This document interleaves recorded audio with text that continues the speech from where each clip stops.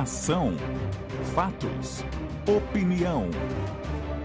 Jornal Nova Era.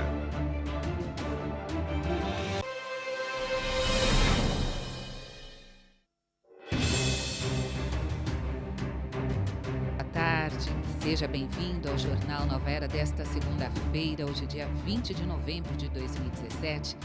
Preparamos aí um jornal especial para fazer companhia para você ouvinte, para você telespectador neste feriado, para falarmos a respeito de um tema bastante oportuno e importante. Hoje, dia 20 de novembro, é o Dia da Consciência Negra e o nosso objetivo aqui é tratar da questão da aceitação do outro.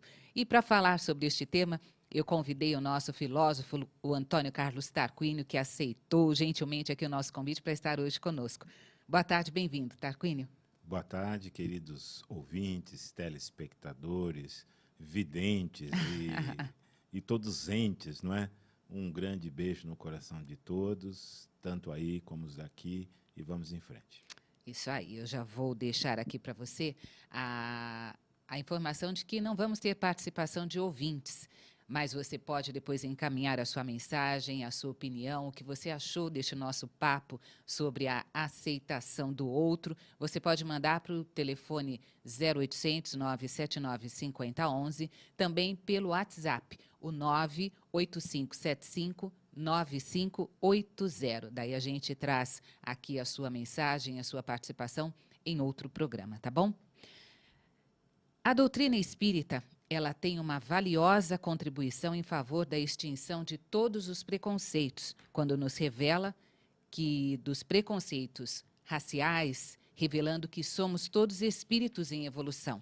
Todos somos aí submetidos à experiência reencarnatória e que podemos ressurgir na Terra como negros, como brancos ou amarelos, até vermelhos, né? Os indígenas, em qualquer continente ou região, de conformidade com o quê? Com os nossos compromissos e com as nossas necessidades. Então, por isso, nesta segunda-feira, dia 20 de novembro, eu convidei o Tarquínio para nós filosofarmos aqui sobre essa questão, para falar sobre a aceitação do outro.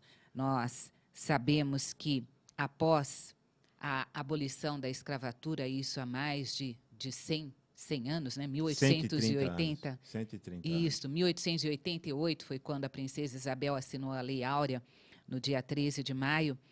Nós, encarnando como negros, temos aí enfrentado alguns desafios, mas acreditamos que por conta desta nossa capacidade de ressurgir sempre, vivendo como espíritos, é aprendizado, é evolução. Temos muito ainda para conquistar, mas a aceitação do outro é para todos, não é, Tarquínio? Sem dúvida nenhuma.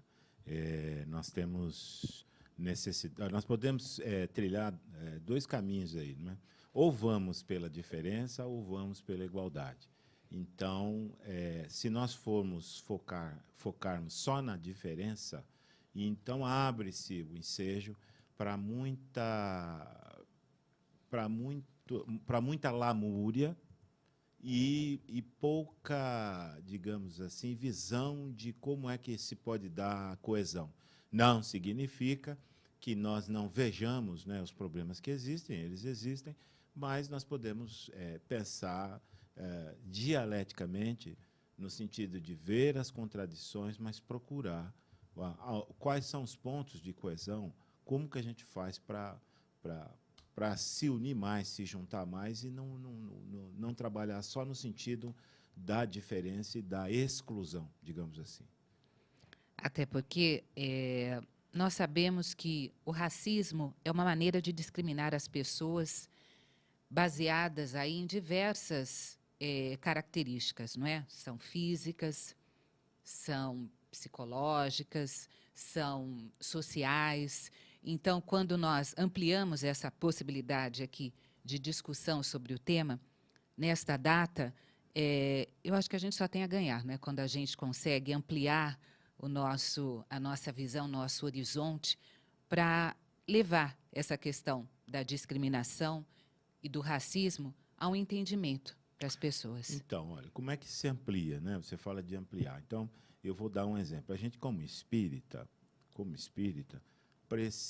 e eu particularmente passei por algumas vivências, eu vou compartilhar com vocês uma, quem talvez eu já tenha referido isso em outro momento, não é? Então, a minha mãe, que já desencarnou, a querida dona Iracema, frequentava uma casa de oração negra, né? Frequentava uma casa de oração que tinha trabalho de desobsessão, né? E o que ocorreu diversas vezes, eu também fazia o papel de doutrinador, neste centro em particular, nós frequentávamos esse centro juntos, e veja a ampliação da coisa, do ponto de vista espírita. A minha mãe costumava receber entidades, não era toda hora, mas de vez em quando aparecia, não é? Pessoas racistas. Isso aconteceu várias vezes. Provavelmente, quando encarnados, de cor branca e com uma grande, sentindo um grande antagonismo pelas pessoas de cor negra, de pele negra. Bom, o que acontecia? Numa certa altura do trabalho, eles não percebiam, eles eram trazidos pelos espíritos. Né? Não sabiam que estavam falando através de uma pessoa da cor que eles não apreciavam, e, num determinado momento, eles se davam conta disso.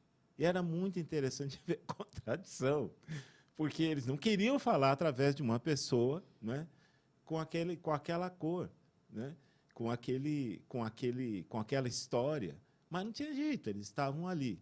E ali é que eles recebiam a luz para poder se encaminhar. Então, isso foi um aprendizado, porque eu vendo isso acontecer, quer dizer, você fala, bom, espera aí, né? A gente sabe, existem contradições vividas na vida de cada um de nós, que muitas vezes não são dirimidas. Problemas de relacionamento, principalmente, elas não são dirimidas naquela vida e, às vezes, vão para outra. Sim. Não é? E, portanto, até porque o que nós somos, o que nós experienciamos numa existência não vai desaparecer com a nossa partida, né, para um outro estágio da vida, né? E isso, às vezes, transcende o tempo. Sim. Não é? A pessoa está lá desencarnada com uma questão, com uma angústia que não consegue resolver, e, às vezes, só vai resolver quando reencarna novamente. Então, é interessante, porque lá no plano espiritual, nós vamos reencarnar onde tiver de reencarnar, né? E até estava comentando aqui nos bastidores, né, que quantos de nós, hoje, na situação, do ponto de vista para ampliar, tem de ver, não só do ponto de vista histórico, extremamente contraditório, com todas essas coisas, com todos os ais que nós sabemos, não é?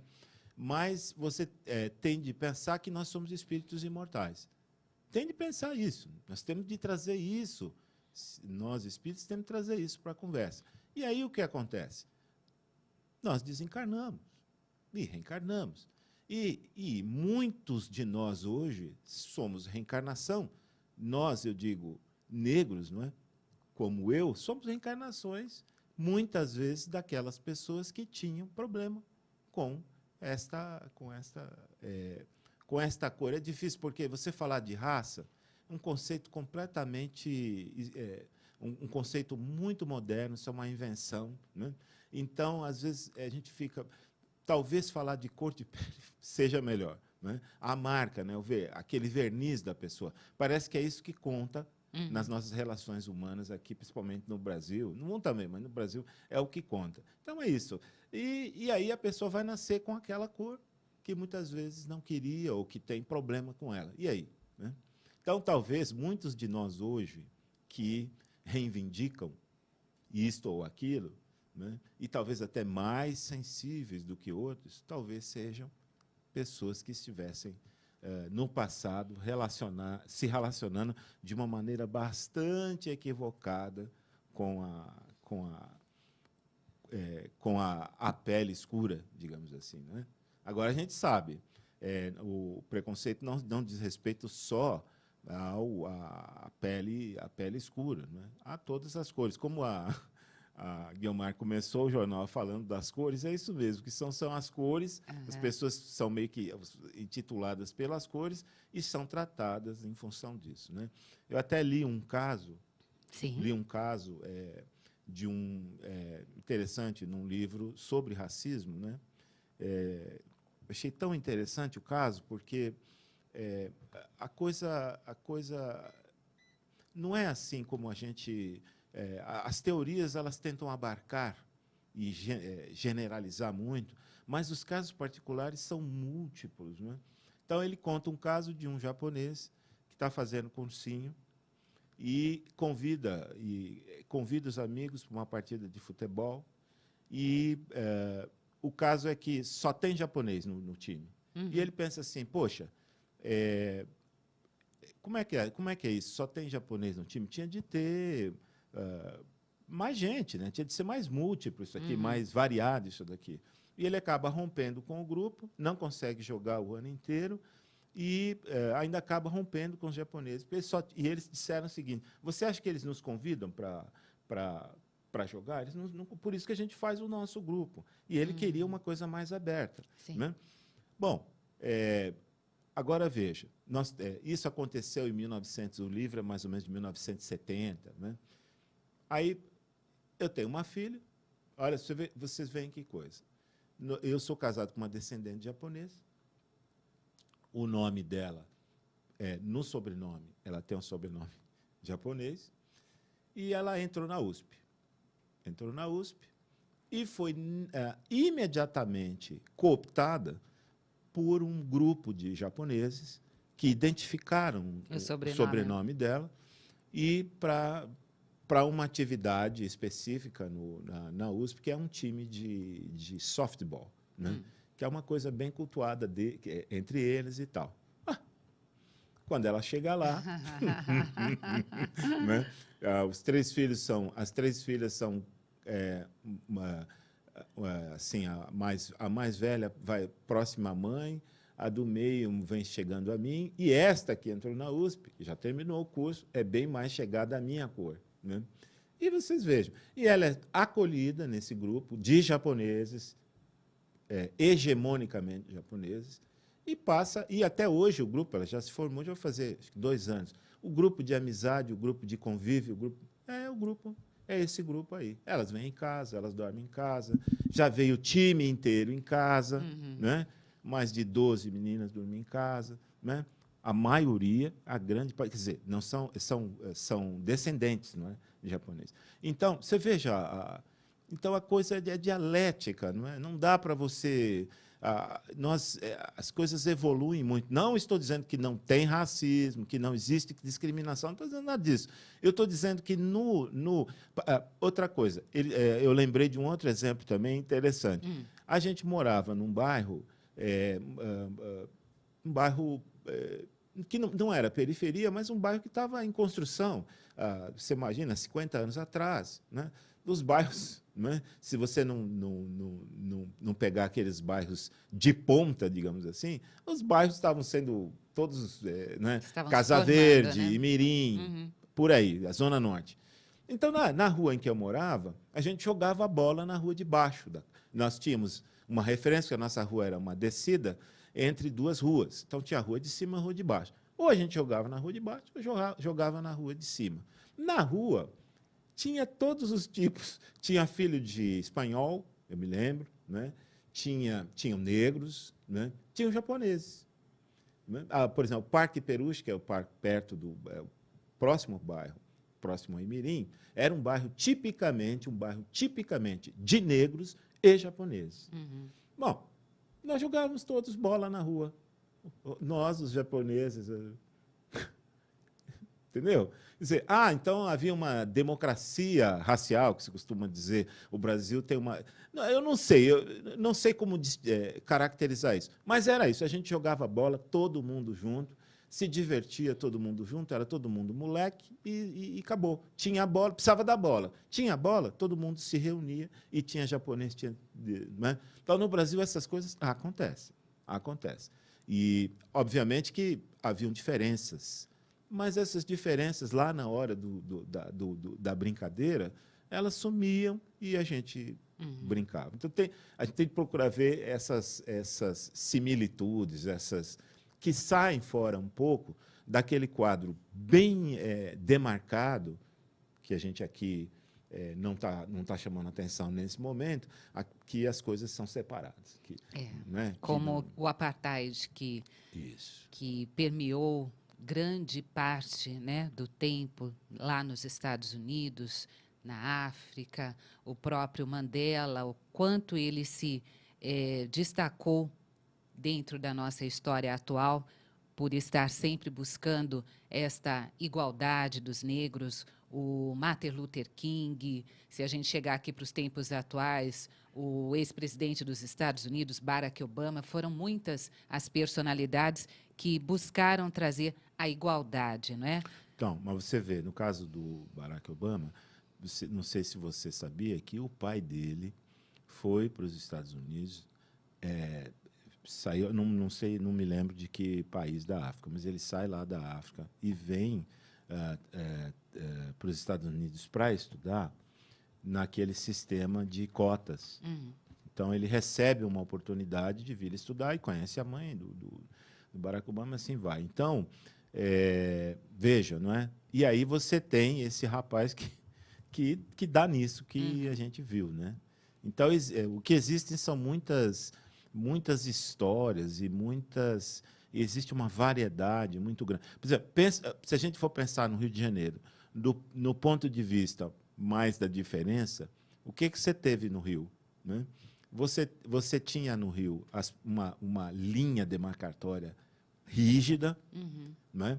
Onde o povo negro e pobre morava na periferia, né? Morava nos arredores, e eles foram ocupando os morros, né? Então, hoje, quando você vê aquela realidade ali, que é triste, uma realidade difícil, extremamente difícil, mas não se pode deixar de notar que o que houve ali, você pode ver quem são esses moços que aparecem como os chefes das quadrilhas, das facções, não é? São todos mulatos, não é? São todos negros, não é? Ou negros ou mulatos. E essa questão social, né, que nós estávamos então, você aqui vê. Então, você falou do né? apartheid. Né? Isso é uma forma de apartheid. Quer dizer, aquelas pessoas elas foram sendo jogadas para o morro e o que aconteceu foi uma espécie de inversão de valores ali. E aquele direito que lhes foi negado surgiu agora como uma espécie de instituição de um poder paralelo. Extremamente difícil agora de ser combatido, desconstruído. Né? Normalmente, quando você tem um governador digamos assim, que se auto-atribuiu a tarefa de fazer isso, né? E estava mergulhado em corrupção. Quer dizer, como é que você limpa com as mãos sujas? E aí a coisa ficou, ao meu ver, ficou pior. Para você que está acompanhando o Jornal Nova Era desta segunda-feira, dia 20 de novembro de 2017, eu, Guilmar Santana, ao lado de Antônio Carlos Tarquínio, nosso filósofo das terças-feiras, que está ao lado do João Tomás e da Astrid, hoje aqui conosco, porque a importância da data, né? Essa data foi criada recentemente, o Dia da Consciência Negra, foi criado recentemente, para que fosse aí ressaltado todos os desafios que o negro enfrentou desde a abolição. Porque, como nós sabemos, né, a abolição de 1888, ela deu a liberdade para o negro, só isto. Ele não tinha possibilidade de arrumar um trabalho diferente, porque não teve estudos. Então, ele só saiu daquela condição de escravidão, mas continuou ainda naqueles trabalhos braçais, aqueles trabalhos que as outras pessoas não faziam na época.